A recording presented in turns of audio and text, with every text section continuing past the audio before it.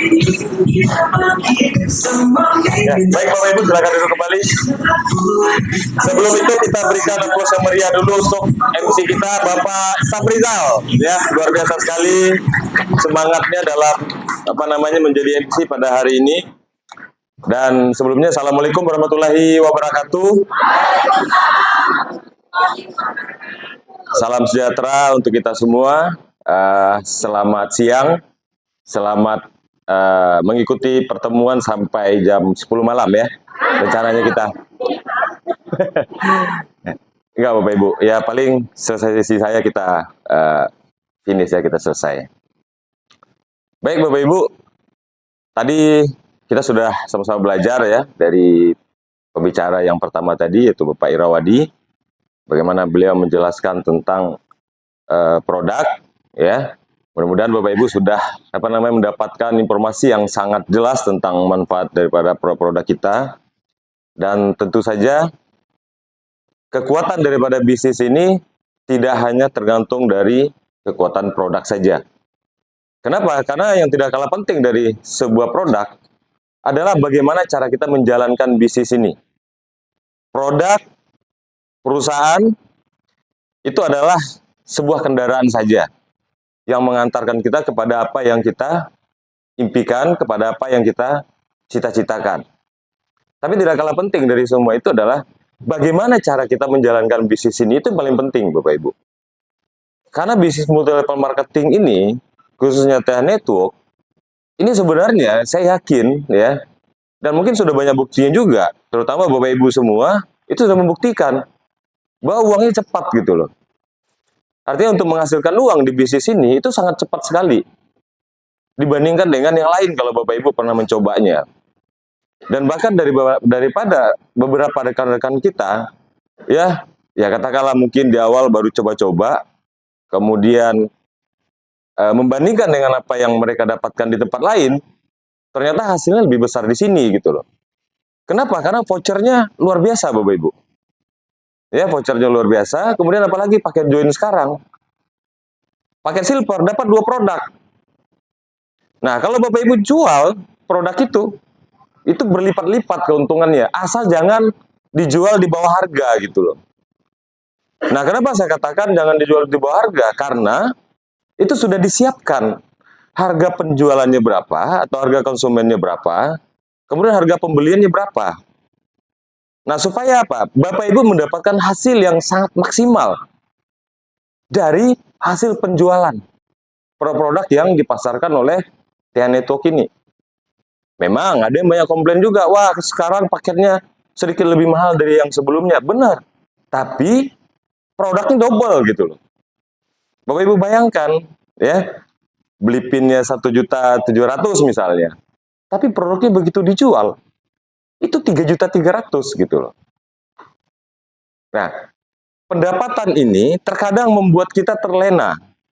Ya, penghasilan dari penjualan ini membuat kita terlena. Terlenanya kenapa? Karena saking enaknya jualan, kita lupa membangun network, lupa membangun jaringan kita dengan cara-cara yang benar, dengan cara-cara yang bisa diduplikasikan gitu loh. Nah, sebagian besar daripada Bapak Ibu memang saya yakin bisa jualan dengan baik, bisa menjual dengan jumlah yang besar. Nah, beberapa bulan yang lalu saya di Jawa Timur ketemu dengan salah seorang ibu yang dia menjual dalam 1 tahun itu lebih daripada 1.500 pieces kacamata sendirian.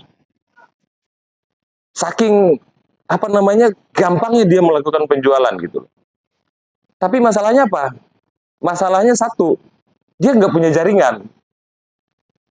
Jadi beli produk, dipostingkan nama dia lagi, di bawahnya, ya dia dapat reward dari situ, dapat komisi dari situ, tapi jaringannya tidak berkembang karena nggak ada jaringannya gitu loh. Dia hanya jualan aja. Tapi income-nya luar biasa Bapak Ibu. Ya, dalam waktu 1 tahun, dia hampir mendapatkan 1 miliar dari penjualan produk gitu loh. Nah, tapi persoalannya sederhana.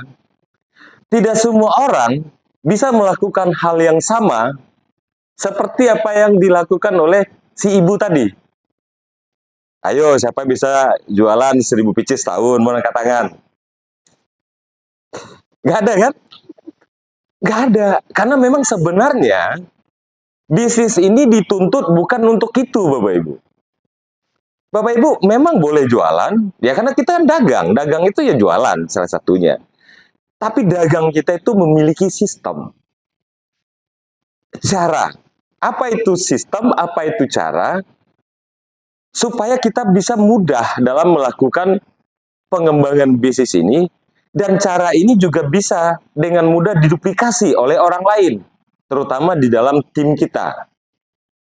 Jadi bukan besar-besaran atau banyak-banyakan jualannya, gitu loh. Karena yang bisa jual 1000 pieces 1 bulan, atau dalam waktu 1 tahun, itu pasti nggak ada yang bisa meniru, gitu loh. Karena mungkin dia punya ilmu kepepet barangkali, main todong, main apa namanya, main memelas, ya kan, pasang wajah sedih supaya dagangannya laku, ya bisa aja gitu loh. Tapi kan tidak semua orang bisa melakukan itu. Nah, kemudian apa lagi? Apakah jualan dilarang? Tidak. Ya namanya kita dagang, kita tidak melarang jualan. Tapi di bisnis ini tidak ada perusahaan membangun sistem dengan menyuruh Bapak Ibu jualan. Kenapa? Karena terus terang, walaupun saya berasal dari Padang, yang konon katanya adalah orang Padang ini selangkah lebih maju daripada orang Cina dalam berdagang. Nah, kenyataannya saya juga tidak bisa berdagang sebenarnya. Ya kalau saya dagang nih, dagang seperti Bapak Ibu, dijual barang, misalnya ke konsumen gitu loh kan, saya pastikan saya rugi. Kenapa? Misalkan modal saya 1 juta, saya jual misalkan, nih, saya jual 1.100.000 misalnya. Orangnya nawar, Pak 500 aja lah. Ujung-ujungnya saya pasti kasih gitu loh. Ini sudah pengalaman saya punya story itu Bapak Ibu, dagang waktu kecil gitu loh. Rugi. Nah, artinya apa? Tidak semua orang bisa berdagang. Dan di bisnis ini juga, kalau misalkan kita berdagang, disuruh berdagang, jualan misalnya, pasti nggak mau. Kenapa? Karena tidak semua dari kita punya latar belakang itu berdagang. Tidak semua daripada kita itu punya latar belakang bisnis. Ada yang mungkin ibu rumah tangga, ada yang ibu guru, ada yang ibu bidan, ada ibu dokter, ada ibu pengacara. Nah, bayangkan, ibu-ibu tadi disuruh jualan gitu loh. Atau bapak-bapak misalnya. Bapak-bapak ini biasa bekerja. Katakanlah di pabrik, di rig misalnya, atau di perusahaan-perusahaan pertambangan misalnya, tiba-tiba disuruh jualan. Pak nih jual netok nanti Bapak jualan produk. Ya dia nggak mau gitu loh. Kenapa tidak mau? Karena tidak punya basic dalam jualan. Kemudian yang kedua adalah gengsi Bapak Ibu. Ya kan, masa sih saya jual-jual kacamata? Saya kan pengacara, saya kan dokter. Ya kan? Saya kan guru, malu. Nah, di bisnis ini kita tidak meminta Bapak Ibu melakukan penjualan. Tidak meminta Bapak Ibu menjual daripada produk ini. Tapi yang diminta dalam bisnis ini adalah menjalankan sistem dan melakukan langkah demi langkah yang direkomendasikan kepada Bapak Ibu dalam membangun bisnis ini. Nah, kenapa di bisnis jaringan ini orang selalu mengatakan sistem. Apa sih sistem itu sebenarnya? Nah, sekarang kita lihat Bapak Ibu, ada yang pakai jam tangan nggak? Ada kan, semua pakai rata-rata pakai jam tangan ya. Jam tangannya bagus. Ibu, nggak ada ya? Ada yang pakai jam tangan, mau angkat tangan dulu. Kita kasih contoh yang simple aja. Nah, jam tangan itu seperti ini Bapak Ibu ya. Nah, jam tangan ini, kalau kita bongkar mesinnya, di dalamnya itu ada serangkaian komponen, atau disebut dengan spare part. Ya. Nah, ada yang roda giginya kecil-kecil, ada yang roda giginya besar-besar, ada yang, kalau yang otomatis, misalkan jam tangannya otomatis, itu ada yang bergerak-gerak. Nah, itu disebut dengan sistem yang ada di dalam komponen sebuah jam tangan. Nah, pertanyaannya adalah, kalau komponennya tidak lengkap, misalkan salah satu dari roda giginya copot, dipastikan jam tangan itu tidak akan berfungsi dengan baik. Nah, contoh lain apa? Contoh lain misalkan seperti ini. Bapak Ibu, saya yakin di rumahnya pasti punya mobil semua nih. Kalau belum, saya doakan mudah-mudahan tahun ini bisa kebeli. Ya. Bapak Ibu punya mobil. Mobilnya mahal. Ini kemarin saya beli 1 miliar, Pak. Ya, mahal mobilnya. Ya, mungkin brandnya Mercy, mungkin brandnya BMW, ya. Barangkali juga ada Ferrari mungkin di rumah Bapak Ibu. Mahal.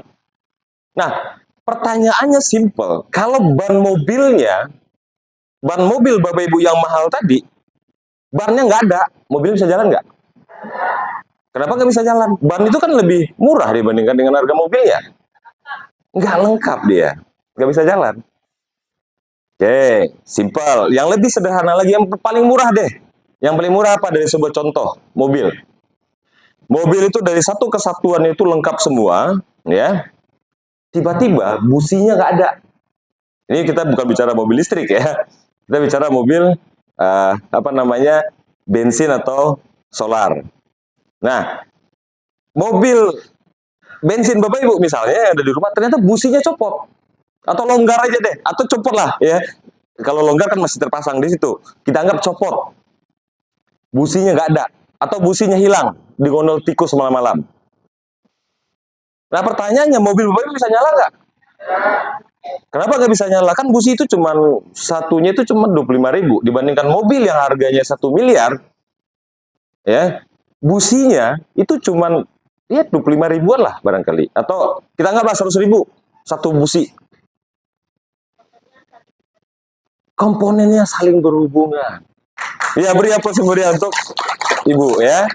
Nah, betapa pentingnya sebuah komponen di dalam rangkaian kendaraan atau mobil tadi, sehingga apa? Kalau salah satu dari komponennya itu hilang, maka dipastikan mobil itu nggak ada gunanya. Nggak bisa bermanfaat dia, tidak bisa jalan dia, Bapak Ibu. Nah, begitu juga dalam membangun bisnis network marketing, seperti kita di TH Network ini. Tidak boleh kita abaikan satu variabel, ya, yang mungkin paling sederhana dan paling simpel. Yang barangkali, kelihatannya tidak begitu berpengaruh. Saya bisa menjalankannya kok tanpa yang ini, saya bisa dapat mobil kok tanpa yang ini, saya bisa reward dan jalan ke luar negeri kok tanpa harus melakukan hal yang seperti ini misalnya. Nah, tanpa kita sadari, salah satu dari komponen ini tidak jalan, atau tidak berfungsi dengan baik, atau tidak difungsikan dengan baik, maka bisnis kita nggak jalan, Bapak Ibu. Bisnis kita tidak jalan. Nah, itu pentingnya sebuah sistem gitu loh. Nah, Pak, sebenarnya apa sih sistem dalam membangun bisnis ini?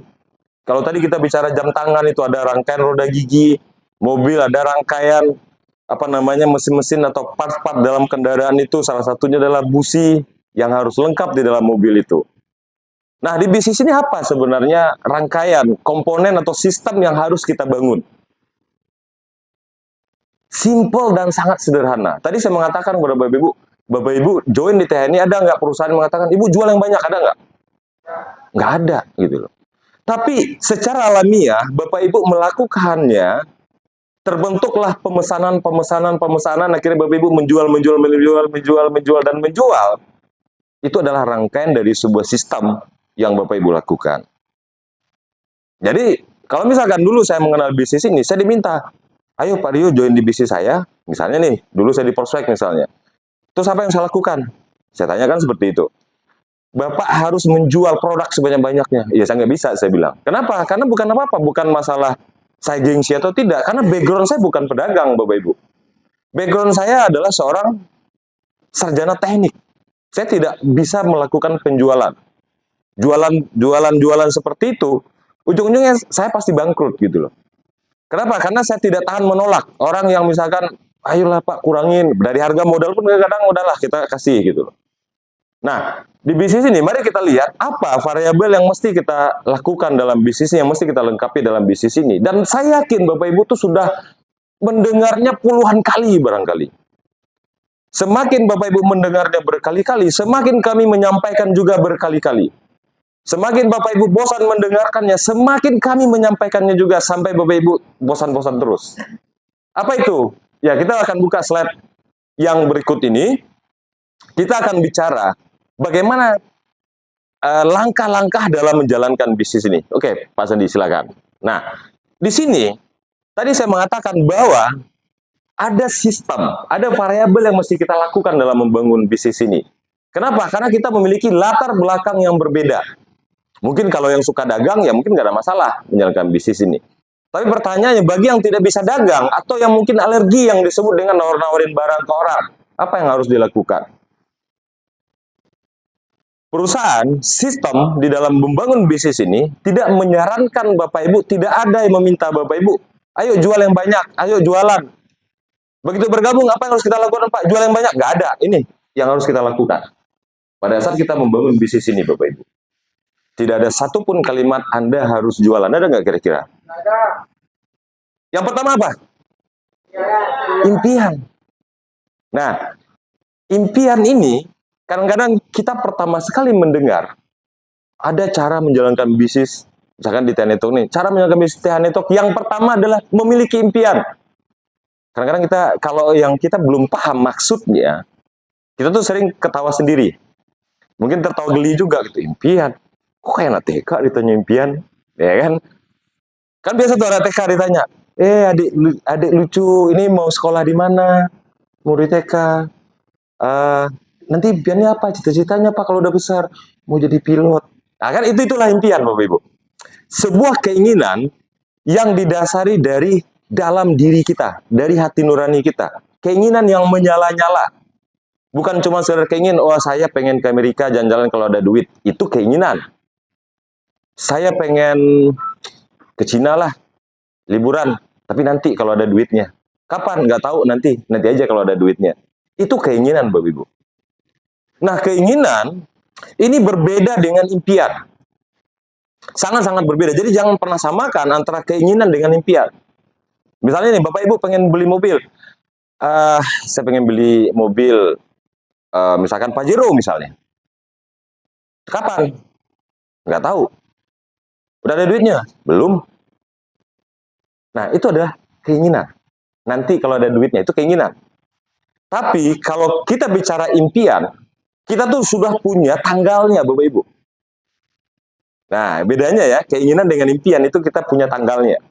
Misalnya, bulan Desember atau bulan Juni tahun 2026, saya pengen beli mobil Pajero. Nah, itu impian, Bapak Ibu. Jadi bulan Juni, tanggal 5 Juni, ya, tanggal 5 Juni tahun 2026, saya mau beli Pajero. Nah, itu impian. Beda ya dengan yang tadi, saya pengen beli mobil Pajero. Kapan? Nanti kalau ada duit. Kapan? Nggak jelas, pokoknya nanti kalau ada duit. Itu keinginan. Tapi kalau kita sudah bisa mengatakan, saya akan beli mobil Pajero bulan 6, tanggal 5 bulan 6 tahun 2026, itu adalah impian. Nah, impian ini sekali lagi adalah sesuatu yang menyala-nyala di dalam diri kita. Sesuatu yang menyala-nyala, yang membuat kita bersemangat. Nah, itu yang disebut dengan impian. Kalau keinginan, ya mungkin besok kita berubah lagi. Jadi beli Pajero nggak? Enggak. Beli sepeda motor aja udah. Nah, itu adalah contoh lain daripada yang kita sebut sebagai keinginan. Nah, jadi bisa Bapak Ibu membedakan ya, mana yang keinginan dan mana yang impian. Impian itu kita memikirkannya setiap hari, sampai ke bawah tidur pun. Nah, saya punya cerita Bapak Ibu. Ini saya belajar dari seorang anak kecil. Dia punya impian. Impiannya itu lucu gitu loh. Saya punya anak Bapak Ibu. Usianya itu 4 tahun. Ya, anak saya usia 4 tahun baru TKA nih. Dia itu senang dengan elektronik. Entah itu AC, entah itu kipas, mesin cuci, pokoknya elektronik dia suka sekali. Air purifier. Nah, keinginannya itu air purifier Bapak Ibu. Penyaring udara. Saya heran itu anak kenapa suka sekali dengan elektronik gitu loh. Mainannya semua tuh elektronik. Nah, impiannya itu gini, mau beli air purifier Bapak Ibu. Dia hafal semua merek air purifier. Jadi kalau saya buka handphone saya tuh dia bikin voice note. Papa beli air purifier. Mereknya apa? Alkati atau apa? Saya lupa. Dia sampai merek anak 4 tahun Bapak Ibu. Itu ingat. Dan bisa menyebutkan nama daripada brand air purifier. Sampai mamanya ngomong, ini anak dari kemarin bangun tidur aja, telepon papa beli air purifier. Dan mereknya itu berkali-kali Bapak Ibu. Akhirnya saya bilang sama mamanya, ya udah beliin aja deh online. Nah, itulah keinginan Bapak Ibu. Itu adalah impian. Itu adalah cita-cita. Keinginan itu, cita-cita itu benar-benar menjadi pikiran dia gitu loh. Menjadi pikirannya dan selalu berulang-ulang dia sebutkan. Sampai dia hafal menu-menu di dalam air purifier itu. Ada posnya, ada autonya, ada clean-nya, ada ion, segala macam. Dia hafal Bapak Ibu. Saya pun bingung gitu loh. Ini kenapa ya? Dia bisa mendetailkan seperti itu. Ternyata dia nonton YouTube, dia lihat air purifier itu, dia hafal semua menu-menu di dalam air purifier itu untuk mengaktifkan air purifier itu dia paham gitu loh. Beberapa kali dia pagi bangun tidur, dia sebut, bilang sama papa, beli air purifier. Begitu saya keluar, misalnya kan, kemarin aja tuh masih kirim video, papa beli air purifier merek, saya lupa mereknya gitu loh. Nah akhirnya saya telepon mamanya, udah beliin aja. Nah itu disebut dengan impian Bapak Ibu. Tapi kalau misalkan kita menginginkan sesuatu, kemudian kita lupa, besok udah berubah lagi, itu namanya keinginan, bukan impian. Nah ini sebagai contoh dan gambaran, perbedaan yang paling mendasar antara impian dengan keinginan Bapak Ibu. Ya. Nah, kenapa impian ini sangat penting? Di bisnis ini, di dalam 7 langkah ini, tidak pernah ditanya berapa modal kita.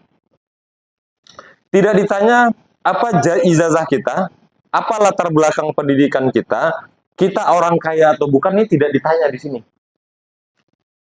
Tidak ditanya gender kita juga. Tidak ditanya status sosial kita juga. Tidak ditanya usia kita juga Bapak Ibu. Tapi yang paling pertama ditanya adalah, Anda punya impian atau tidak? Bapak Ibu punya impian atau tidak? Nah pertanyaan saya, Bapak Ibu punya impian atau tidak? Punya. Ada yang mengatakan malu-malu, punya Pak. Karena yang dalam pikirannya gini, saya sudah 65 tahun. Kayaknya buat apa lagi punya impian? Ada nggak yang seperti itu Bapak Ibu?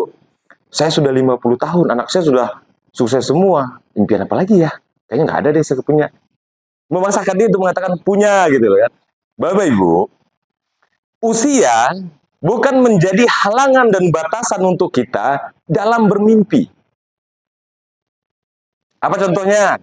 Walaupun misalkan kita sudah 65 tahun, 60 tahun, bahkan 70 tahun, bahkan 75 tahun sendiri, usia kita saat ini misalnya, itu bukanlah merupakan batasan buat kita dalam memiliki impian.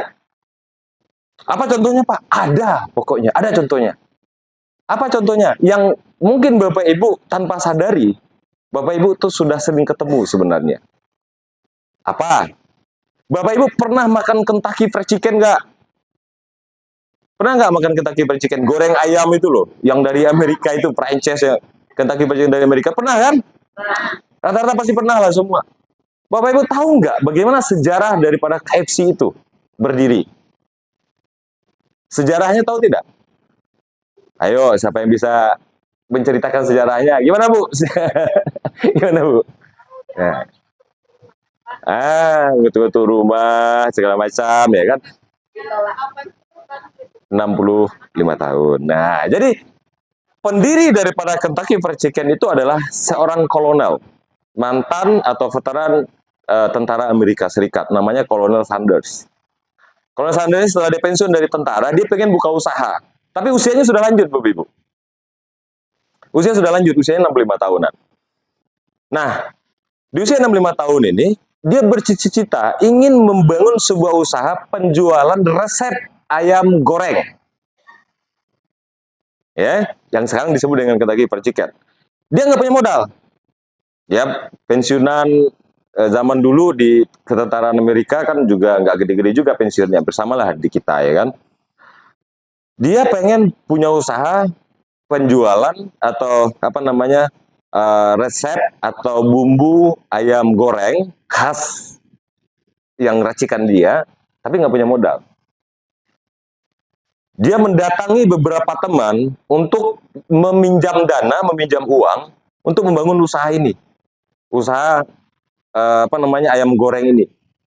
Tapi karena orang melihat wah ini sudah tua, kayaknya nggak mungkin dia bangun usaha, banyak yang menolak Bu Ibu. Semua investor yang dia datangin, calon investor yang dia datangi itu menolak dia untuk meminjamkan sejumlah dana dalam membangun usaha ayam goreng ini. Tapi, Kolonel Sanders tidak pernah menyerah. Dia tidak menyerah, walaupun usianya sudah 65 tahun, dia tidak menyerah, Bapak Ibu. Dia terus berusaha mencoba terus. Akhirnya pada satu orang yang berani meminjamkan sejumlah uang atau berinvestasi dengan Kolonel Sanders untuk mendirikan brand atau penjualan resep ayam goreng ini. Beberapa tahun kemudian berkembang dan perusahaan ini sudah berada di hampir di seluruh dunia, Bapak Ibu. Nah, ke Pekanbaru juga banyak. Ya, di dekat-dekat sini juga ada tuh Kentucky Fried Chicken, ya kan? Nah, poinnya apa, Bapak Ibu? Seorang Kolonel Sanders, seusia 65 tahun, dia tidak menyerah pada saat dia berusaha untuk mewujudkan impiannya dalam mendirikan sebuah merek, dagang, atau sebuah usaha penjualan ayam goreng. Dia tidak menyerah di usia yang 65 tahun. Nah, apalagi dengan kita yang usianya mungkin 50 tahun, 35 tahun, 40 tahun. Nah, seperti di ruangan ini semuanya seperti usia 40 tahun. Paling tinggi. Ya, kayaknya nggak ada di sini yang paling tinggi ya, paling rendah itu ya 17-an lah, 17 sampai 40 tahun. Jadi orang muda semua, Bapak Ibu. Ya, nggak ada di sini yang saya lihat yang 70 80 itu nggak ada. Semuanya semangatnya, wajah-wajahnya itu wajah-wajah maksimal itu 40-an tahun lah. Kelihatannya, Bu, ya. Semangat di wajahnya itu 40 tahun gitu. Aura yang terpancar dari wajah-wajah Bapak Ibu itu aura yang dipancarkan oleh orang-orang yang usianya 40 tahun maksimal. Ada juga yang 17 tahun, 25 tahun gitu loh ya. Dibandingkan dengan Kolonel Sanders yang usianya itu 65 tahun, Bapak Ibu. Nah, inilah kekuatan sebuah impian. Nah, jadi di bisnis ini Bapak Ibu, sebelum Bapak Ibu melangkah lebih jauh, buang-buang waktu, buang-buang tenaga, ya kan? Kenapa? Saya katakan buang-buang waktu. Yang paling berharga dalam hidup kita, Bapak Ibu, adalah waktu. Yang paling berharga dalam hidup kita adalah waktu. Bukan uang, Bapak Ibu. Uang itu kalau habis gampang dicari. Ya, uang itu, Bapak Ibu nggak punya uang nih, habis uangnya atau hilang uangnya misalnya. Itu bisa dicari, Bapak Ibu. Selagi Bapak Ibu punya waktu, punya usia, uang itu bisa dicari. Nah, jadi yang paling berharga apa dalam hidup kita? Adalah waktu. Karena waktu yang sudah kita lewatkan, itu tidak bisa kita ambil lagi, Bapak Ibu. Nggak bisa kita hadirkan lagi. Kita nggak bisa kembali ke masa lalu. Kita nggak bisa kembali ke 1 tahun yang lalu. Bahkan kita tidak bisa kembali ke esok hari. Ke kemarin yang sudah kita lakukan. Kita hanya bisa melewati hari untuk menunggu hari esok. Kita tidak bisa pernah kembali ke masa lalu. Kita tidak akan pernah bisa melewati hari seperti apa yang kita lewati kemarin secara total. Tidak pernah. Kita tidak bisa lagi berusia 25 tahun, Bapak Ibu. Kalau kita sudah 26 tahun hari ini. Kita tidak bisa lagi diusi ke usia 16 tahun, kalau hari ini kita sudah 17 tahun. Artinya apa? Yang paling berharga sekali lagi adalah waktu. Nah, saya katakan pada Bapak Ibu, selagi masih ada waktu, jangan buang-buang waktu, Bapak Ibu. Mari kita jalankan bisnis dengan cara-cara yang benar. Nah, yang pertama apa? Tentukan dulu nih, Bu. Impian Bapak Ibu ini apa? Impiannya apa? Keinginannya yang mendasar dari dalam hati. Bukan cuma sekedar keinginan yang terlintas dalam pikiran saja. Tapi sesuatu yang benar-benar menyala-nyala dari dalam diri kita. Keinginan yang yang terus-menerus. Nah, itu disebut dengan cita-cita atau impian. Nah, itu bangkitkan dan pertahankan terus, Bapak Ibu. Oke? Impian adalah modal yang terbesar bagi kita di dalam membangun bisnis ini. Bukan uang. Memang membangun bisnis itu perlu uang, tapi itu bukan yang nomor satu. Yang nomor satu itu adalah impian. Sekali lagi Bapak Ibu. Apa impian Bapak Ibu? Ingin membahagiakan orang tua, ingin membahagiakan suami, ingin membahagiakan istri, ingin membahagiakan anak. Maka munculkan impian itu dan pegang terus impian itu sekuat-kuatnya. Lakukan cara yang benar dalam membangun bisnis ini. Karena itulah modal yang utamanya. Nggak pernah ditanya modal Bapak Ibu ada berapa, enggak. Inilah, yang pertama impian dulu. Nah, impian ini Bapak Ibu bikin buku nanti, bikin sebuah buku, tuliskan di situ apa impian yang benar-benar Bapak Ibu impikan dalam hidup ini. Yang kedua, buku daftar nama. Ya mungkin di beberapa dari Bapak Ibu sudah mengikuti BC Training 1. Berkali-kali juga sudah dijelaskan, daftar nama, daftar nama, daftar nama. Daftar nama ini ada sebuah buku yang kita buat dan berisi catatan nama-nama dari orang-orang yang kita kenal. Bukan catatan dari orang-orang yang tidak kita kenal. Namanya, alamatnya, nomor teleponnya. Ini adalah bank kita Bapak Ibu. Kalau duit nggak ada, kalau kita punya daftar nama, duit itu bisa dihadirkan. Nah, langkah kedua apa? Buku daftar nama. Kita bikin daftar nama orang-orang yang kita kenal. Tujuannya apa? Untuk nanti kita lakukan yang dinamakan dengan prospecting. Atau kita presentasikan. Kita jelaskan bisnis ini, kita jelaskan produknya, ya supaya nanti bisa menghasilkan. Nah, setelah kita punya daftar nama, kita punya listnya, si A, si B, si C, teman SD, pokoknya semua orang yang kita kenal dalam sebuah daftar nama. Nah, setiap orang ini nanti kita tandain, mana yang sudah kita presentasi, mana yang belum, itu kita tandain.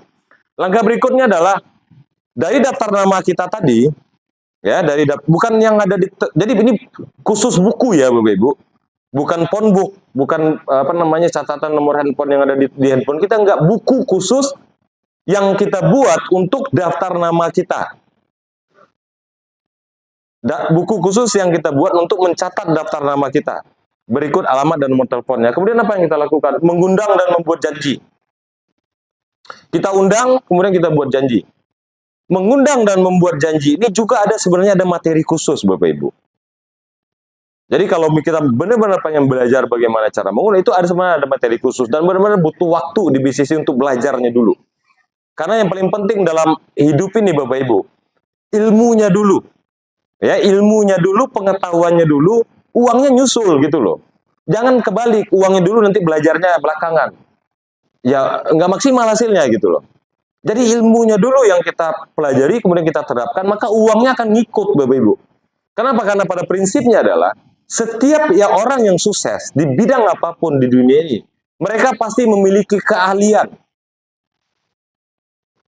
Pengacara yang sukses punya keahlian, dokter yang sukses punya keahlian, guru yang sukses punya keahlian, pedagang yang sukses punya keahlian. Kalian apa? Banyak keahlian dimiliki oleh mereka. Bukan cuma sekedar jual beli begitu saja. People skill-nya juga pasti main, manajemennya juga pasti bagus, dan segala macamnya. Nah, di bisnis juga seperti itu Bapak Ibu.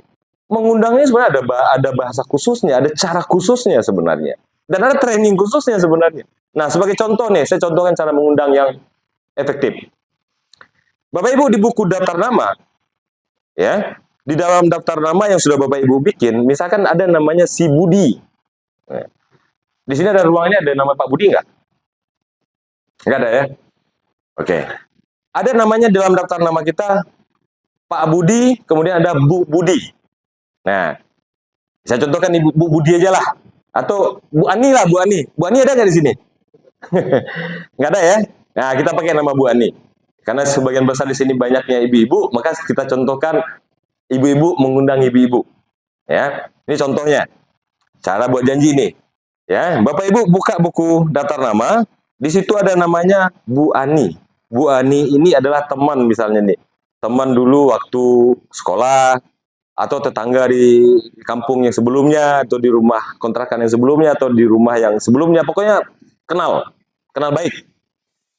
Nah, Bu Ani ini, ya, target kita untuk kita ajak ke bisnis TH. Ya, bagaimana teknik dalam mengundangnya, bagaimana teknik dalam membuat janjinya. Ini akan saya cobain praktekin, akan saya ilustrasikan kepada Bapak Ibu.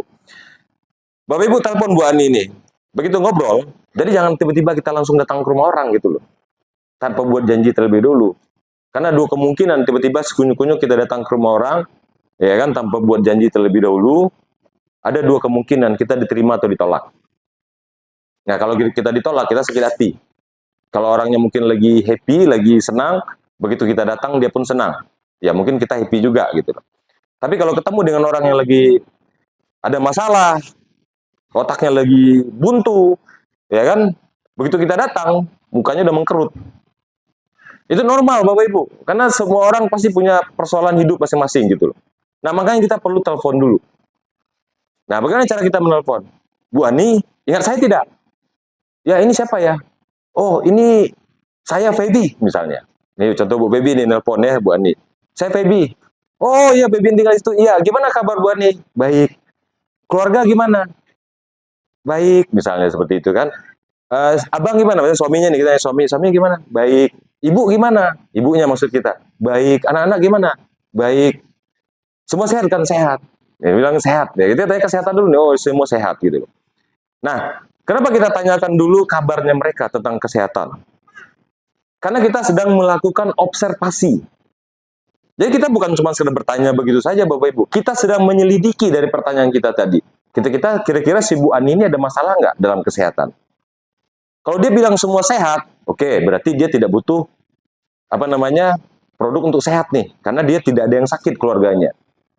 Kita tanya, abang masih kerja di situ nggak? Di tempat yang kemarin nggak? Waduh, itulah sekarang. Udah di PHK, dia bilang gitu. Nah, kita tahu nih, oke, persoalannya sekarang suaminya lagi di PHK nih. Atau kalau mungkin dia dulu kerja, kita tanya, kamu masih kerja di situ nggak Bu Ani? Masih kerja di PT X nggak misalnya? Udah lama enggak, saya sudah berhenti. Kenapa? Karena ada pengurangan karyawan. Nah, berarti apa? Dia dulunya bekerja, sekarang tidak bekerja, berarti butuh bisnis nih. Nah, itu observasi kita Bapak Ibu. Jadi dengan nelpon, nanya kabar keluarganya semua, itu adalah cara kita dalam menyelidiki daftar nama kita tadi. Kesehatan, semuanya sehat nih. Oke, berarti dia butuh bisnis nih. Nah, terus kita tanya, apa kegiatannya sekarang? Nggak ada, di rumah aja, saya juga bingung mau ngerjain apa. Mau dagangan juga modalnya nggak punya, dia bilang gitu loh kan, dan cuma nggak tahu juga mau jualan apa. Oke deh kalau gitu, ada waktu nggak Bu Ani besok? Jadi kita putuskan besok atau misalkan besok Senin ya. Besok Senin ada waktu nggak? Oh saya lagi sibuk. Oke, hari Kamis? Jadi kita kasih 2 waktu. Kita tanya sama Bu Ani ada waktu nggak hari Senin atau Rabu atau Kamis? Biasanya 2 aja kita tanyakan. Ibu Ani punya waktu nggak hari Senin atau hari Rabu atau hari Kamis misalnya? Ya Senin Kamis lah, kan biasa orang nyebut Senin Kamis ya kan. Bu Ani punya waktu nggak hari Senin atau hari Kamis di rumah? Oh kalau Senin saya ya walaupun dia misalkan nih nggak kemana-mana, biasanya dia akan ngeles, ya kan ngeles nih waktunya supaya ya mungkin dia lagi malas ketemu orang segala macam, dia akan bilang udah Kamis saja. Akhirnya apa? Dia putuskan ketemu dengan kita hari Kamis. Nah, jadi itu tekniknya Bapak Ibu. Ya pada saat kita datang itu kita langsung todong 2 pertanyaan, Senin apa Kamis? Gitu loh. Jadi jangan kita besok saya datang ke rumahnya Bu ya. Oh, besok saya nggak ada. Nah, kan kita kebingungan menjawab. Jadi kita kasih dia 2 waktu. Kalau dia besok sibuk ya Kamis. Kalau dia bilang, "Oh, Senin saya ada jadwal kekunjungan ketemu dengan Menteri," dia misalnya ngomong gitu kan, "Hari Kamis saya ketemu sama Presiden." Ya udah kalau gitu Rabu ya. Nah, kita putuskan di hari Rabu kita ketemu sama dia. Dia nggak bisa ngelak kan? Nggak bisa dia ngeles lagi. Akhirnya apa? Hari Rabu kita datang. Nah, kita datang ngapain? Kita datang melakukan yang namanya yang keempat itu, yaitu presentasi. Kita tadi sudah mengundang dan buat janji, nah itulah cara mengundang dan buat janji Bapak Ibu, yang efektif. Ya, ingat ya, kita tanya kabarnya, gimana kabarnya, kesehatan semua keluarganya sehat? Oke, kalau sehat berarti dia tidak butuh produk untuk kesehatan. Dia butuh bisnis nih, kalau dia nggak ada pekerjaan misalnya. Nah, kalau misalkan semua sehat, semua bekerja, bagaimana caranya? Ya simpel Bapak Ibu, mau nggak? Bantu orang. Misalkan nih, kita ketemu orang kaya, dia punya uang, dia punya pekerjaan baik, dia punya kesehatan baik. Tinggal kita ngomong aja, oh semuanya baik-baik ya, kamu mau nggak bantu orang? Bu Ani mau tidak bantu orang gitu loh. Bantu dalam hal apa? Ada nih, cara buat bantu banyak orang. Hitung-hitung kita ngumpulin pahala. Nah, baru kita buat janji kan? Senin atau Kamis. Nah, gitu Bapak Ibu. Jadi nggak ada orang yang bisa menolak kita sebenarnya untuk kita datang ke rumahnya. Pertanyaan pertama kita tanya kesehatannya, dia sehat. Pertanyaan kedua, kalau dia sehat, berarti tinggal yang kedua jawabannya apa? Pekerjaan atau ekonominya baik atau tidak. Kalau ekonominya tidak baik, nah inilah peluang kita menawarkan bisnis. Kalau ternyata misalkan nih kesehatannya buruk, ekonominya baik, kita bisa tawarkan. wah kebetulan sekali saya ada sebuah teknik bagaimana bisa membantu menyembuhkan berbagai macam penyakit. Apa itu tekniknya? Kita jangan bicara produk, barang, apa semacam. Itu udah kebaca, oh ini MLM nih katanya kan. Teknik bagaimana cara membantu menyembuhkan berbagai macam penyakit. Ada waktu nggak? Senin atau Kamis? Nah, seperti itu Bapak Ibu. Ada waktu nggak Senin atau Kamis? Jadi ada teknik untuk membantu menyembuhkan berbagai macam penyakit. Nah, ini jawaban kita untuk orang yang butuh kesehatan. Kalau butuh pekerjaan tadi kan sudah jelas nih, saya ada peluang nih untuk bisa menghasilkan uang. Nah, kita datangkan dengan bawa peluang bisnis. Kalau dia butuh sehat, kita datang membawa informasi tentang produk kesehatan. Nah, kalau kedua-duanya sehat, ekonominya baik, alasan kita apa buat datang ke mereka? Alasan kita adalah bagaimana kita mengajak dia untuk membantu banyak orang. Mau nggak bantu banyak orang? Gimana caranya? Ya udah, saya datang ya Senin atau Kamis. Ya kita.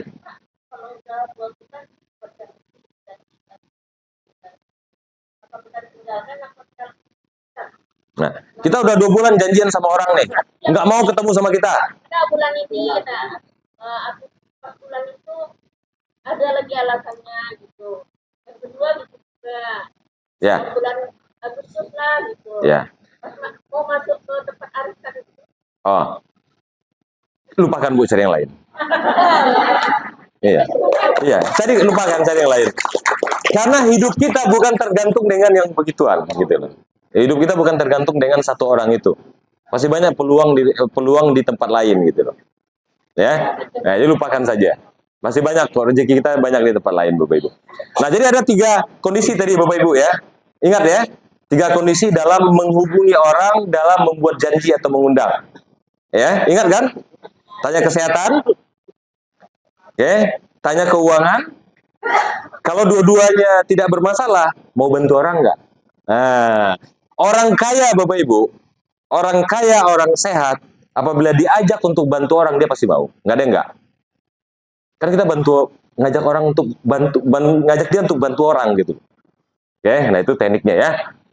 Nah, setelah kita ketemu, kan tadi kita buat janji misalkan dengan orang yang butuh usaha nih untuk memperkuat finansialnya. Kita lakukan presentasi. Pak, saya kan nggak bisa presentasi, saya baru aja join. Kemarin joinnya dipaksa-paksa lagi tuh sama Pak Bosko misalnya joinnya kan. Dipaksa-paksa sama Bu Pebi misalnya. Nah, bagaimana caranya untuk menjelaskan bisnis ini?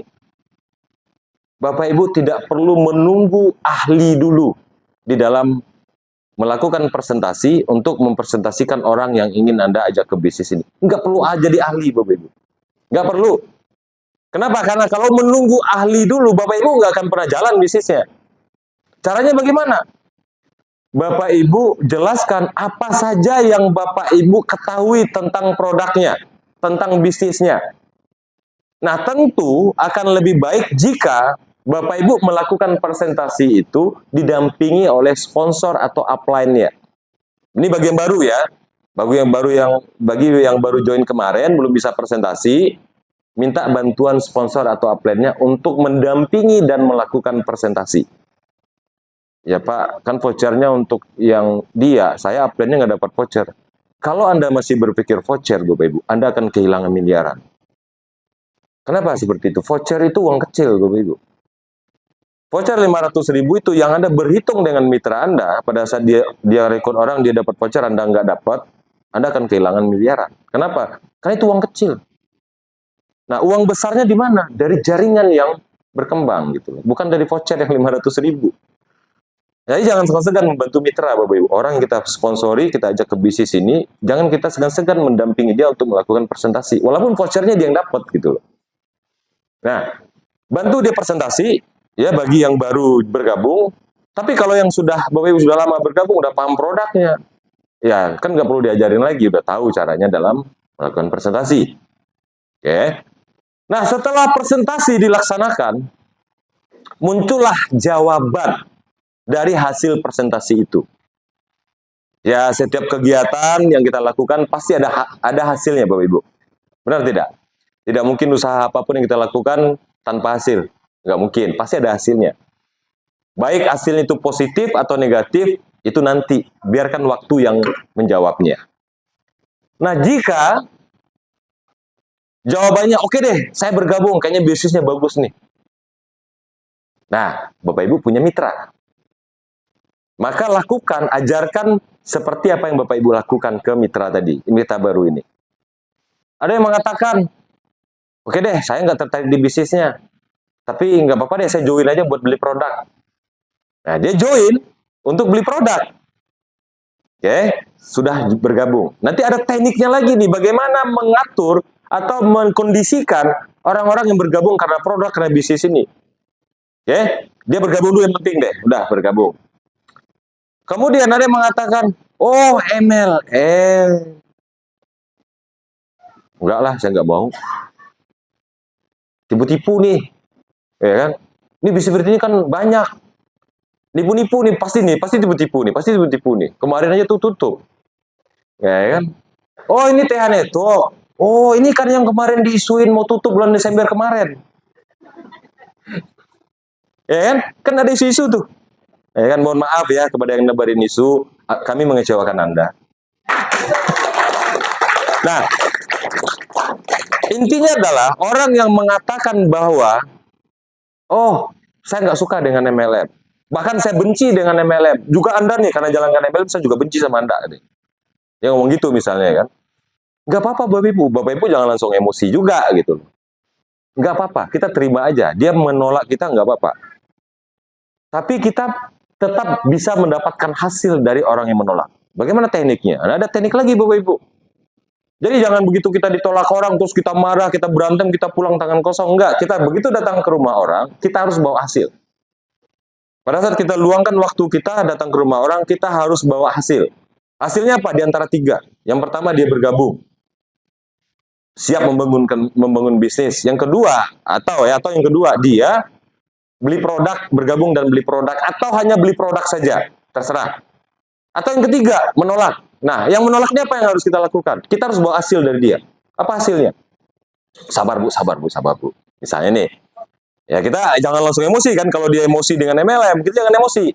Ya, walaupun kita mungkin kebiasaan temperamen tinggi juga barangkali ya kan. Kita bilang sama dia, oke deh Bu, ini nggak seperti yang Ibu bayangkan. Kalau Bu Ani misalkan tidak tertarik dengan bisnis ini, nggak apa-apa. Kira-kira Ibu punya orang nggak yang sakit?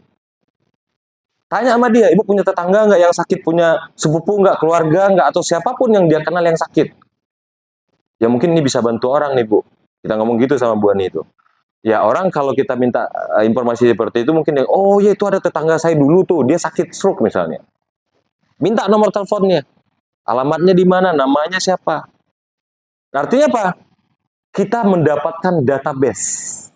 Nah, kita mendapatkan daftar nama baru dari orang yang menolak kita tadi. Nah, jadi pada saat kita datang, ditolak, kita bawa hasil nggak? Ada hasilnya apa? Daftar nama dari orang yang benar-benar pasti membutuhkan. Karena orang sakit, Bapak Ibu, itu pasti membutuhkan obat. Ibaratnya gini, nggak ada kayu jenjang di kaping-kapiangnya itu. Nah, itulah bahasa Minangnya ya kan. Nggak kayu yang di kapiang gitu loh. Ya kan? Nggak ada rotan akar pun jadi gitu ya. Nah, ada punya tanah ini dijualnya itu buat ngobatin dia gitu loh. Nah, begitulah pentingnya kesehatan bagi orang sakit, Bapak Ibu. Nah, kita datangin tuh. Kita hubungi, Bu. Mungkin dikasih nomor anaknya karena yang sakit kan ibunya. Saya dapat informasi nih dari Bu Hani, ibunya lagi sakit ya. Nah, itu teknik kita lagi tuh dalam memprospek orang yang dikasih referensi tadi. Oh iya Bu, ini siapa ya? Oh saya Feby, temannya Bu Ani. Ya kan gitu kan teknik kita kan. Oh iya, gimana Bu? Ya saya Bu Ani ngasih tahu bahwa ibunya lagi sakit ya. Itu kan teknik kita nih. Iya nih, udah berapa? Kita tanya dong langsung, Bu mau beli produk nggak? Nggak begitu, ya kan? Kita tanya dulu, pendekatan dulu, ice breaking dulu. Kita people skill dulu, baik-baik dulu dengan mereka gitu loh. Nah, ngobrol-ngobrol dulu, tanya-tanya, tunjukkan kepedulian kita gitu loh. Nah, akhirnya apa? Kita dikasih peluang untuk datang ke rumahnya dalam menjelaskan produk kita.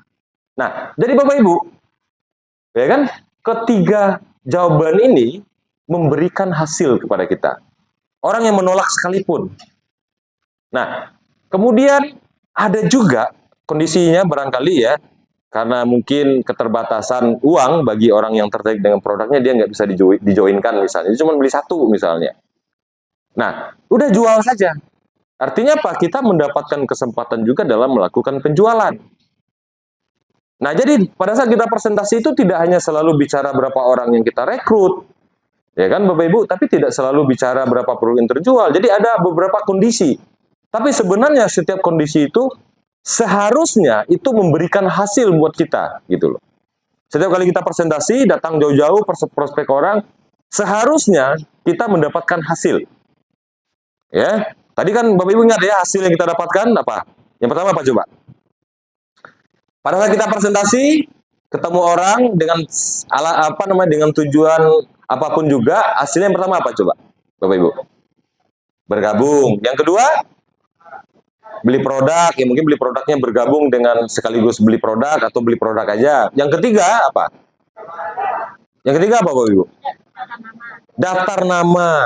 Nah, yang ketiga daftar nama atau referensi. Orangnya tidak tertarik bergabung, tapi ngasih referensi atau ngasih daftar nama. Nah, itulah hasil presentasi kita. Tidak ada di sini disuruh jualan, nggak ada. Nah, yang kelima, setelah semuanya berlalu, join, beli produk, referensi, presentasi, ngulang lagi tuh siklusnya seperti itu. Masuk ke poin yang kelima, follow up. Nah, follow up ini yang jadi problem, Bapak Ibu. Apa problemnya follow up ini? Jarang Bapak Ibu yang melakukan follow up. Nah, kalau saya ingin mengatakan rahasia dalam membangun bisnis ini, rahasia sukses dalam membangun bisnis ini Bapak Ibu, sebenarnya bukan terletak dari presentasi. No. Bukan terletak dari orang yang Bapak Ibu rekrut. Bukan terletak dari banyaknya orang yang Bapak Ibu rekrut, enggak. Bisnis ini, kalau kita bicara bangun jaringan, mungkin kita orang-orang yang sukses, ya. Dulu saya pernah sukses di perusahaan multi level marketing, saya tidak merekrut banyak orang, Bapak Ibu. Saya merekrut beberapa orang saja. Setelah itu saya berhenti merekrut orang. Ini kita sharing aja, bukan berarti saya nyuruh Bapak Ibu berhenti merekrut, enggak juga ya. Bukan begitu poinnya. Tapi bagaimana kita berhenti merekrut, tapi kita bangun sistem. Ya. Jadi ada kolorasinya nih. Dengan kita berhenti, terus kegiatan lainnya apa? Kegiatannya adalah melakukan follow up sebanyak-banyaknya. Nah, jadi dibandingkan kegiatan kita, presentasi dan follow up, mana yang lebih banyak yang kita harus lakukan? Follow up. 80% kegiatan kita dalam membangun bisnis ini, itu adalah follow up. Bukan 80%-nya presentasi atau menjual, tapi follow up sebenarnya Bapak Ibu. Tapi kan kadang-kadang follow up nggak ngasilin duit masalahnya. Kan? Kita perlu duit. Begitu kita follow up, orangnya nggak beli. Ya orangnya sudah pernah beli. Ya kan? Kita follow up nih, mitra kita. Nggak ada duitnya, pada saat kita follow up itu nggak ada duitnya. Mungkin dia nggak beli produk. Ya kan? Mungkin nggak ada orang baru. Nggak ada omset pada saat follow up. Tapi 80% kegiatan yang harus kita lakukan dalam membangun bisnisnya adalah follow up. Ini kalau kita bicara sistem dalam membangun bisnis jaringan. Apa yang kita lakukan dalam follow up? Orang baru bergabung di bisnis jaringan itu sama seperti bayi yang baru brojol, Bapak Ibu. Sama seperti bayi yang baru lahir ke dunia. Bayi yang baru lahir ke dunia ini apa yang harus dilakukan oleh ibunya? Disusuin, dimandikan, dikasih pampers, dirawatin semua, dibedungin segala macam gitu loh kan. Semuanya diurus oleh ibunya. Nah, sama persis dengan orang yang baru bergabung di bisnis jaringan, dia seperti bayi yang baru bergabung, Bapak Ibu. Yang baru lahir, sorry. Bukan bayi baru bergabung ya, baru lahir. Nah, untung ada yang ngawas tadi yang ketawa langsung. Berarti kan mendengarkan dengan baik gitu ya. Nah, jadi setiap orang bergabung di bisnis sama seperti bayi yang baru lahir. Dia nggak ngerti apa-apa. Yang ngerti siapa? Ibunya. Nah, sama di bisnis Bapak Ibu. Begitu Bapak Ibu merekrut satu orang itu adalah bayi yang baru bergabung. Bayi baru bergabung. Bayi yang baru lahir ya. Harus jeli Bapak Ibu ya. Nah, apa yang harus dilakukan oleh si ibunya? Yang harus dilakukan ibunya adalah memberitahu bagaimana cara menjalankan bisnis ini dengan baik. Mulai dari langkah pertama. Bu, kan Anda sudah bergabung nih, kira-kira Ibu punya impian apa? Punya cita-cita apa? Bangun impiannya gitu loh. Nah, itu yang kita lakukan pada saat kita follow up mitra baru kita. Kita punya mitra baru, kita follow up mitra baru kita, yang kita bahas yang pertama adalah, Bu, bukan kita bahas begini, Bu, mau beli produk berapa paket? Bukan itu yang kita bahas. Yang perlu kita bahas dengan mereka adalah, Ibu punya impian apa? Apa cita-cita yang terbesar Ibu dalam hidup ini yang belum Ibu dapatkan? Itu pertanyaan kita. Jadi kita membangkitkan semangat mitra kita nih. Bukan cuma motivasi, ayo Anda hebat. Nggak begitu, kita bangkitkan dari dalam. Ya, kita bangkitkan dari dalam apa yang menjadi dasar keinginan dia dalam hidup ini yang belum dia cita-cita yang belum dia dapatkan. Nah, kita bangkitkan, mulai kita ajarin tuh dari impian kali impiannya, bikin daftar nama, ajarin cara mengundang, kemudian presentasi, dampingi dia presentasi, kemudian follow up, ajarkan semuanya. Gitu. Nah, itu yang kita sebut dengan membangun sistem, Bapak Ibu. Jadi bukan begitu orang join, beli produk, udah bye-bye, saya cari yang lain. Karena ini duitnya udah nggak ada nih ya, saya cari yang lain ya, tinggal ya, jalan sendiri ya. Saya pastikan itu tidak akan jalan. Kecuali yang jalan itu, yang ditinggal yang jalan itu, mereka benar-benar paham. Wah, ini bisnisnya bagus nih, marketing plan-nya bagus nih, produknya bagus nih. Walaupun ditinggal upline-nya, dia tetap jalan. Nah, mungkin banyak di sini nih yang ditinggal upline, tapi masih tetap semangat, masih tetap jalan. Kenapa? Karena tanpa upline dia bisa. Tapi pertanyaannya, apakah semua orang seperti itu? Kan tidak. Nah, makanya yang terpenting adalah 80% kegiatan kita dalam membangun bisnis ini adalah melakukan yang dinamakan dengan follow up. Nah, follow up ini memang tidak ada duitnya Bapak Ibu, nggak ngasilin duit pada saat itu. Tapi, duitnya nanti nyusul belakangan, bermiliar-miliar gitu. Bermiliar-miliar duitnya. Nah, tapi pada saat melakukan follow up itu nggak ada duitnya. Tapi inilah bagian terpenting dari dalam membangun bisnis ini, Bapak Ibu. Follow up adalah bagian terpenting dalam membangun bisnis ini. Jangan tiba-tiba nanti mitra kita begitu join, setahun, 2 tahun kita cuekin, tahun ketiga join dengan orang lain kita ribut. Pak, mitra saya direkrut si Anu, Pak. 2 tahun kita nggak pernah follow up. Ya kan? Benar nggak Bapak Ibu? Biasanya orang yang bertahan dengan kita dan dengan bisnis ini adalah mereka yang terus-menerus di follow up. Makanya kegiatan kita 80% itu adalah follow up, bukan presentasi. Kenapa? Karena orang bergabung itu, orang beli produk itu bisa langsung dijoinkan. Bukan karena keinginan dia bergabung. Beda ya, orang bergabung itu bukan karena keinginan dia bergabung, tapi karena dia beli produk dia bisa bergabung. Bukan keinginannya untuk menjalankan bisnisnya. Nah ingat, jangan sampai 2 tahun, 3 tahun mitra kita tidak kita follow up. Tahun keempat atau tahun kelima join dengan orang lain, kita jangan heboh gitu loh. Kenapa? Orang nggak dibiarin. Ibaratnya begini Bapak Ibu, kita punya bayi nih, baru lahir anak kita tinggal. Akhirnya dia gede sendiri, ya kan? Begitu udah gede, kita ngeklaim, wah itu kan anak saya itu. Saya yang lahirin dulu. 5 tahun, ibu kemana? Kata si bayi. Kata si bayi yang dulu ya, bukan si bayi yang baru bergabung. Ibu kemana? Saya gede sendiri nih, saya gede dengan dia nih. Tiba-tiba ibu ngeklaim bahwa saya anak ibu. Nah, begitulah kira-kira Bapak Ibu ya.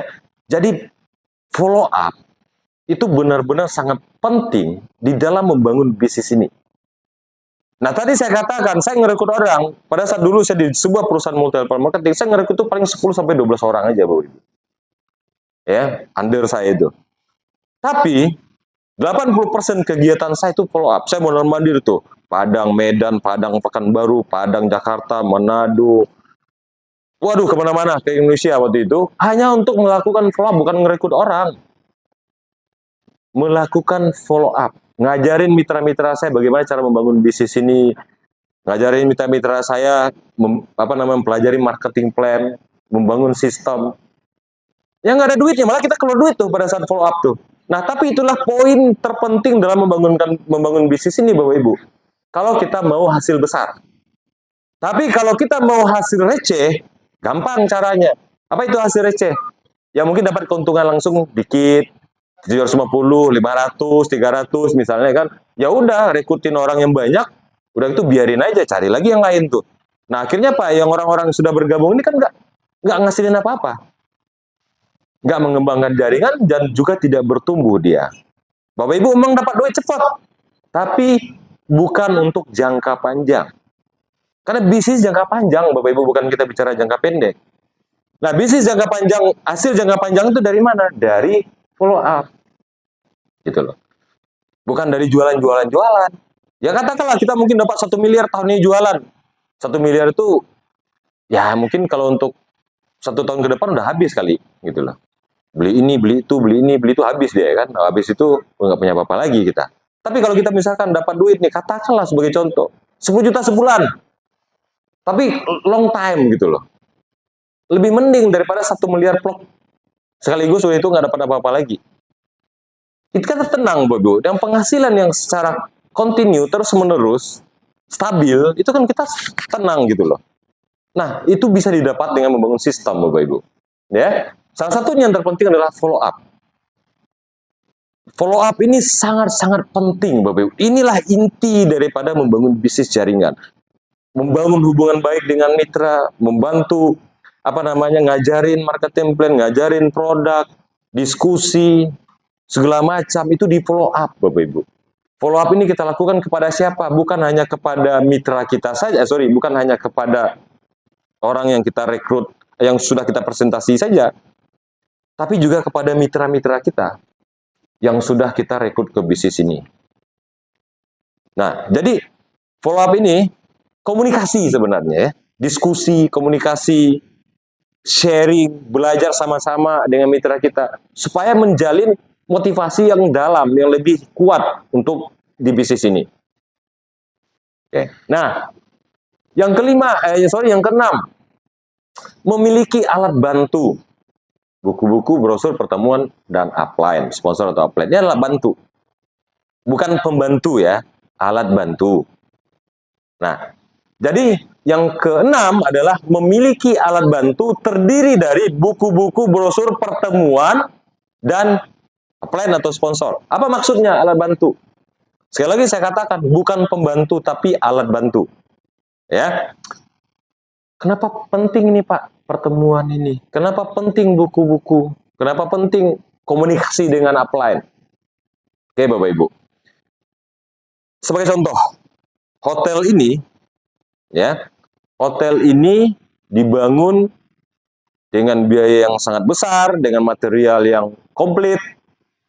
Kira-kira waktu membangun gedung ini, kalau seandainya ember nggak ada nih, ember. Bapak Ibu tahu ember nggak? Ember, tahu nggak? Ember kan? Nah, pasti punya kan? Di rumah punya nggak?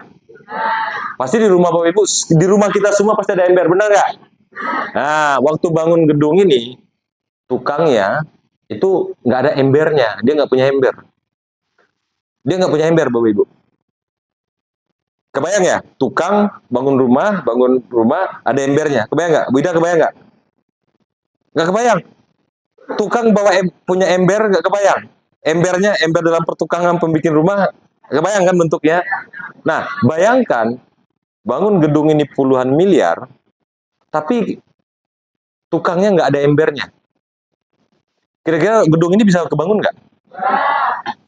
Lah, kenapa nggak bisa? Kan cuma ember doang. Semennya ada, besi ada, pasir ada, bata ada, kayunya ada, tukangnya juga ada. Embernya nggak ada. Gedung ini bisa bangun nggak? Nggak bisa.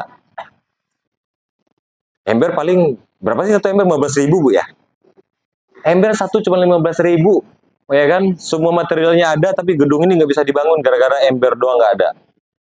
Atau yang lebih simpel lagi ya. Semua material ada, termasuk ember ada. Di dalam membangun gedung ini semuanya lengkap. Kecuali, apa kecuali? Meterannya nggak ada. Meteran nggak ada nih. Membangun gedung ini, meterannya nggak ada. Kira-kira ini bisa dibangun nggak? Padahal meteran berapa sih harganya satu? Paling 25.000 ya kan? Dibandingkan dengan semen, bata, segala macam. Tapi meteran yang 25.000 itu nggak ada. Tukangnya tidak bisa bekerja, Bapak Ibu. Walaupun material sudah disiapin, semen, besi, bata, segala macam, itu sudah komplit. Komplit, lit, gitu ya kan. Tapi meterannya nggak ada. Apa yang dilakukan tukangnya? Yang dilakukan tukangnya adalah dia cuman ngopi, ya kan, ngerokok, nunggu sore dia pulang. Tapi kerjaannya nggak ada yang bisa dia lakukan apapun. Kenapa? Gimana cara mengukur-ngukur gitu loh kalau meterannya nggak ada? Meteran itu apa? Alat bantu. Penting nggak kira-kira alat bantu meteran itu? Penting. Nah, itulah yang disebut bagian daripada sistem tadi, Bapak Ibu. Jadi ada yang mengatakan, wah ngapain pertemuan-pertemuan, mending saya jualan aja, banyak dapat duit daripada pertemuan. Ada yang begitu? Ada. Dia sudah menghilangkan satu komponen penting dalam membangun sistem di bisnis jaringan. Atau misalnya kan begini, oke deh, saya datang ke pertemuan mau, tapi nggak punya buku. Buku apa? Buku panduan. Misalnya nih, buku panduan, sebenarnya buku yang dimaksudkan di sini adalah buku untuk membantu perkembangan kepribadian kita, membangun motivasi kita. Nggak mau belajar, ibaratnya seperti itu. Nggak mau belajar membangun motivasi. Atau yang berikutnya adalah brosur. Atau tidak mau ngubungin upline. Kita mau sukses nih, udahlah saya bisa sendiri nih. Dan kita tidak pernah mau berkomunikasi dengan upline misalnya. Nggak pernah bertanya. Ya kan? Kita mungkin nggak ngerti produk, bablas saja. Nggak ngerti marketing lain, bablas saja gitu loh. Nggak mau memanfaatkan upline untuk mempertajam pengetahuan kita di bisnis ini. Artinya apa? Kita tidak memanfaatkan salah satu alat bantu yang terpenting dalam membangun bisnis ini. Nah, jadi alat bantu ini sekali lagi sangat penting, Bapak Ibu. Sama seperti kita contohkan tadi, gedung ini dibangun tanpa meteran gitu. Ya.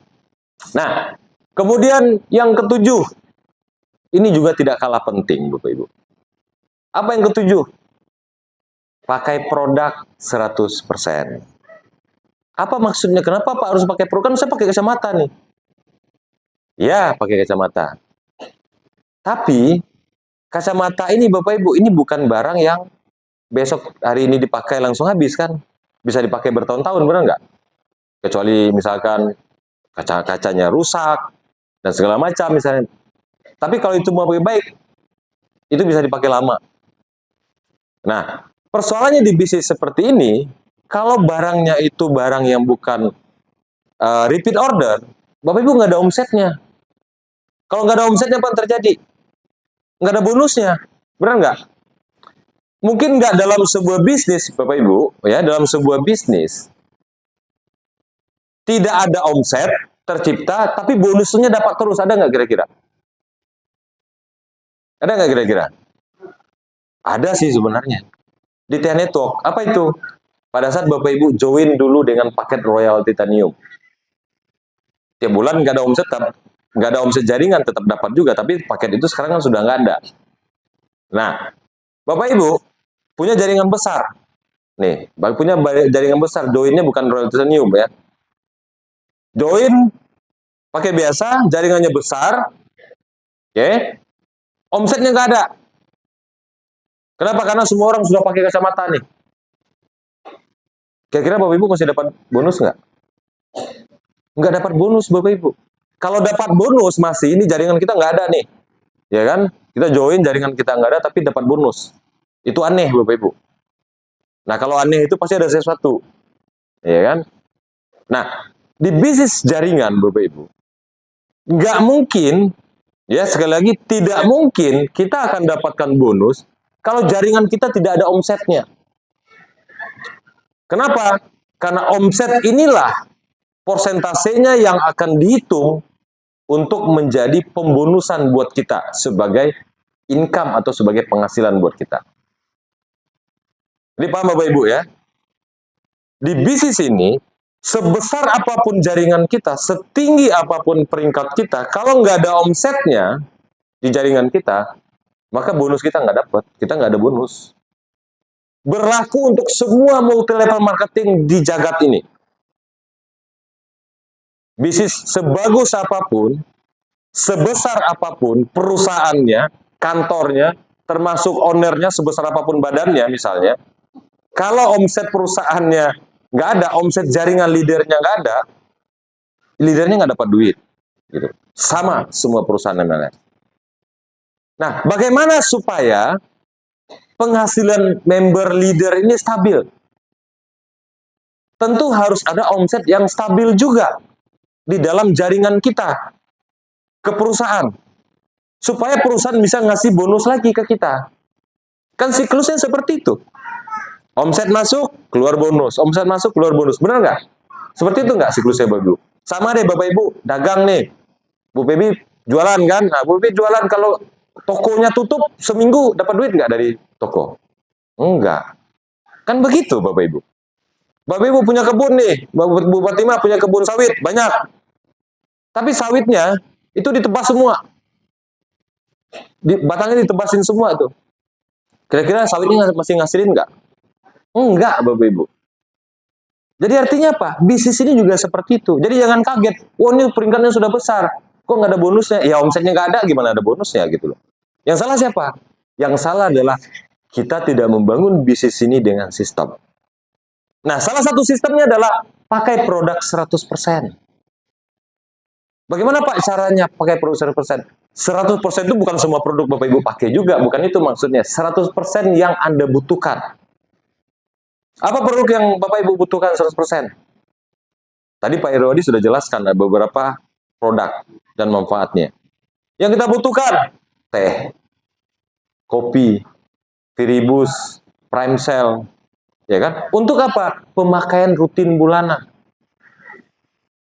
Nah, ini yang disebut dengan pakai produk 100%. Ada plan C, ada plan B kita.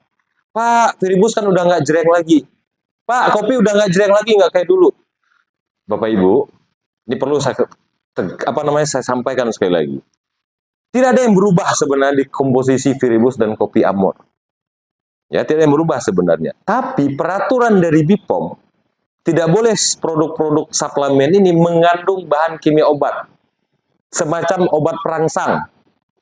Jadi kalau ada kita minum produk, tiba-tiba laki-lakinya itu, yang bapak-bapak nih misalnya nih, langsung ereksi, langsung bernafsu. Ya, itu tandanya adalah ada bahan kimia di dalam produk itu. Paham Bapak Ibu ya? Suplemen kalau kita minum, itu pasti reaksinya lama. Tapi kalau suplemen kita minum, 1 jam kemudian badan kita bersemangat, berkeringat, langsung panas, yang bapak-bapak langsung ereksi, langsung bernafsu misalnya, berarti ada masalah dengan produk itu. Masalahnya apa? Pasti ada bahan kimia di situ. Nah, kalau dulu mungkin bahan kimianya mungkin di-approval oleh BPOM. Mungkin di sini ada ibu-ibu yang bekerja di BPOM, barangkali mungkin paham itu. Ada produk-produk, bahan-bahan produk yang di-approval oleh BPOM, diizinkan oleh BPOM untuk dipergunakan. Tapi sejalan dengan perkembangan, BPOM kan punya penelitian juga. Dia memutuskan, oh produk tipe ini, bahan tipe ini kayaknya nggak boleh ini dipakai lagi. Maka dia suratin seluruh pabrik di Indonesia. Hai pabrik-pabrik yang memproduksi suplemen, kandungan ini Anda tidak boleh pakai lagi. Untuk produk yang Anda produksi. Kalau Anda pakai lagi, maka Anda akan kami denda 10 miliar. Nah, itulah yang terjadi, Bapak Ibu. BKO-nya nggak boleh lagi. Karena dianggap berbahaya untuk konsumsi jangka panjang. Kalau konsumsi jangka pendek, nggak apa-apa. Tapi untuk jangka panjang, bahayanya apa? Ginjal bisa bermasalah, liver bisa bermasalah. Nah, yang sekarang apa yang terjadi? Kembali ke natural composition, Bapak Ibu. Jadi komposisi yang ada dalam produk kita, semuanya kembali ke natural, ke alami.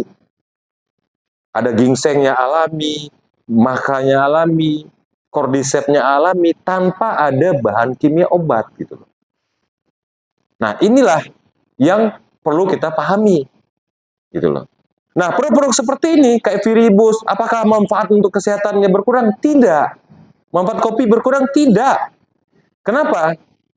Karena komposisi utamanya itu tetap sama, Bapak Ibu. Dengan yang sebelumnya, bagus untuk orang yang diabetes, bagus untuk orang yang penyakit jantung, orang yang kena stroke. Kemudian apalagi ada penyakit-penyakit degeneratif lain. Sebagai contoh misalnya, Saya beberapa bulan Desember kemarin tuh umroh, ya. Sebelum kita berangkat, ini apa namanya kejadian yang real. Besoknya kita mau berangkat, ibu saya sakit. Ibu saya sakit, sakitnya apa? Darah tingginya kumat, Bapak Ibu. Darah tingginya itu ibu saya kumat gitu. Jadi sempoyongan, kemudian dia ya untung nggak jatuh, kemudian tidur. Ya kan besok kita mau berangkat nih subuh nih, mau berangkat ke apa ke Jeddah. Begitu dibawa ke rumah sakit dicek, oh ternyata darah tingginya kumat, apa kambuh gitu loh. Tekanan darahnya tinggi. Saya ambil pil saya kasih ke ibu saya. 2 jam kemudian pusingnya hilang. Besoknya kami berangkat ke Mekah. Nah, setelah itu selama di tanah suci, setiap hari itu saya kasih piribus, Bapak Ibu. Alhamdulillah sampai sekarang ibu saya nggak mau kambuh itu darah tingginya. Nah ini yang saya alami sendiri, Bapak Ibu. Coba deh, Bapak Ibu kalau nggak percaya, ada orang yang menderita darah tinggi, coba kasih piribus deh.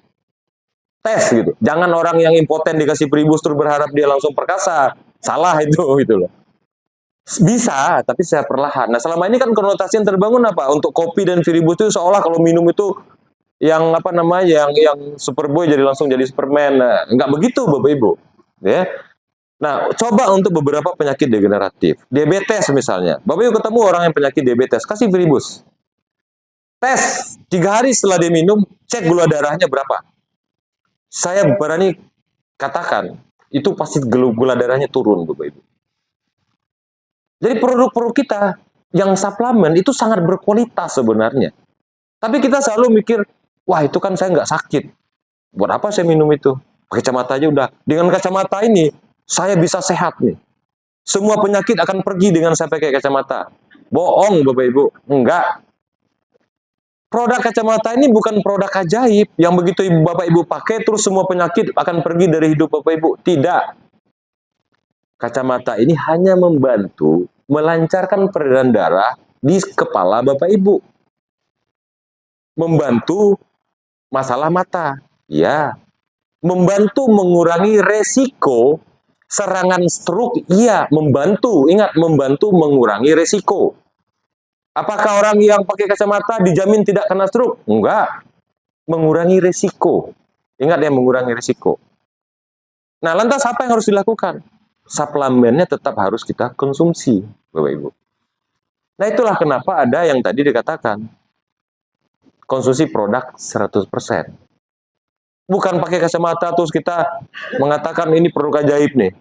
Saya semua sehat nih dengan pakai ini. Nah, begitu ada orang yang nyoba juga, ya kan terpengaruh nih dengan motivasi kita. Bu, pakai ini, Bu. Semua penyakit Ibu pasti bisa sembuh. 3 hari dia pakai, kok nggak berasa ini kacamata gitu loh kan. Nah, kok nggak ada rasanya ini. Seminggu nggak ada rasanya nih, sebulan nggak ada rasanya. Udah gitu dia nelpon. Hei Maria, ini produk apa yang kau jual ini? Gitu ya kan. Nggak ada rasanya. Udah gitu kita nanya lagi, Pak Oner, ini kenapa ya orangnya komplain begini? Ingat Bapak Ibu, produk yang kita kacamata ini, ya kacamata ini bukan produk ajaib gitu. Dia membantu mengurangi resiko berbagai macam penyakit. Kalau ada yang katarak, membantu memperbaiki secara perlahan. Ada yang glaukoma, membantu memperbaiki secara perlahan. Bukan 3 hari pakai langsung sembuh total. Kalau begitu, ya kan, kalau begitu kita semua udah kaya gitu loh. Kenapa? Karena kita pasti dicari orang. Masa saya pakai seminggu, tiba-tiba seluruh penyakit di matanya hilang, kataraknya bisa sembuh. Aduh, Bapak Ibu, katarak itu dibangun tuh puluhan tahun, makanya matanya bisa katarak. Tiba-tiba pakai ini 3 hari langsung sembuh. Ampun gitu ya. Nah, jadi poinnya adalah kita biarkan produk ini bekerja secara alami dan kita jangan bluffing-bluffing gitu loh. Jangan apa namanya, wah ini pokoknya 3 hari Bu, reaksinya Ibu pasti sehat. Jangan, nggak ada satu produk pun yang boleh kita klaim melebihi daripada yang Maha Kuasa. Ya, produk apapun. Tapi membantu iya. Nah, jadi apa Bapak Ibu? Yang sudah pakai kacamata oke, untuk membantu masalah mata, membantu mengurangi risiko serangan stroke, ya kan? Melancarkan peredaran darah di kepala kita. Nah, yang lain apa? Prime cell. Itu untuk membantu bagaimana kita meregenerasi sel-sel di dalam tubuh kita. Membantu mempercantik kulit, meningkatkan kolagen. Itu biangnya kolagen, Bapak Ibu. Premsel itu saya kasih tahu Bapak Ibu, itu biangnya kolagen. Ya, kenapa? Karena bahannya salah satunya adalah ovari salmon. Itu kalau produk di perusahaan lain, produk seperti itu tuh mahal, Bapak Ibu. Di THN aja murah produknya. Itu mahal produknya sebenarnya gitu. Nah, kemudian teh hitam.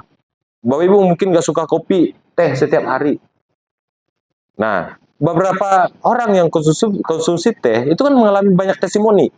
Ada yang batu ginjalnya pecah-pecah gitu loh.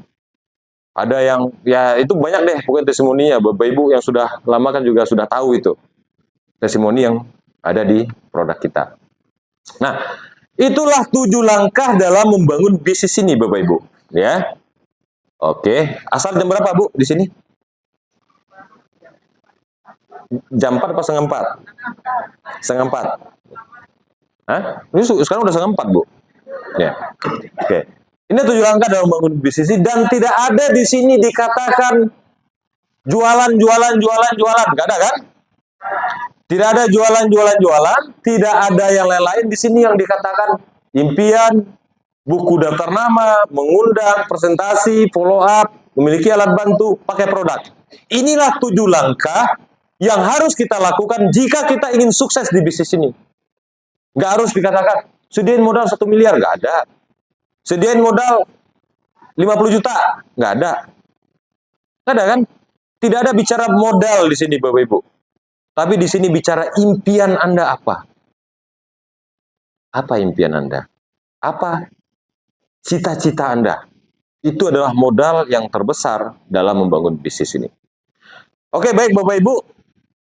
Sesi pertama sudah kita sama-sama pelajari. Jadi nanti kita akan masuk ke sesi yang kedua, saya setelah asar ya, biar kita jangan kepotong maksudnya. Ya, oke Pak Sandi, setelah asar kita besok lagi. Jadi ingat ya Bapak Ibu, sekali lagi ini adalah poin penting. 7 langkah ini simpel, sederhana, dan mungkin sudah berkali-kali disampaikan kepada Bapak Ibu. Wah, ini kan bukan barang baru Pak, udah dari dulu.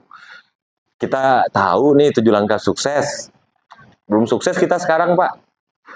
Ini 7 langkah udah tahu nih. Ini 6 tahun yang lalu nih, 7 tahun yang lalu nih, awal-awal THN nih Pak Dio kan udah jelasin ini nih. Bukan barang baru. Ya, karena di bisnis jaringan ini Bapak Ibu, ilmunya itu tidak ada ilmu baru. Jangan Bapak Ibu berpikir ada teknik baru yang begitu dijelaskan besok Bapak Ibu langsung jadi crown director. Nggak ada. Dalam membangun bisnis ini, ilmunya itu-itu aja Bapak Ibu. Ilmunya itu-itu aja sejak tahun 1952. Pertama sekali multi level marketing ini didirikan. Ini ilmunya. Jadi ini ilmu yang sudah dipakai dan dipraktekkan sejak tahun 1952 di Amerika. Kemudian diadopsi oleh seluruh perusahaan multi level marketing di seluruh dunia untuk membangun bisnis ini. Jadi tidak ada ilmu baru. Yang ada adalah bagaimana kita menyemangati diri kita setiap hari, memperbaharui semangat kita setiap hari untuk mencapai kesuksesan di dalam kehidupan ini. Sekian dari saya, wabillahi taufiq wal hidayah. Wassalamualaikum warahmatullahi wabarakatuh.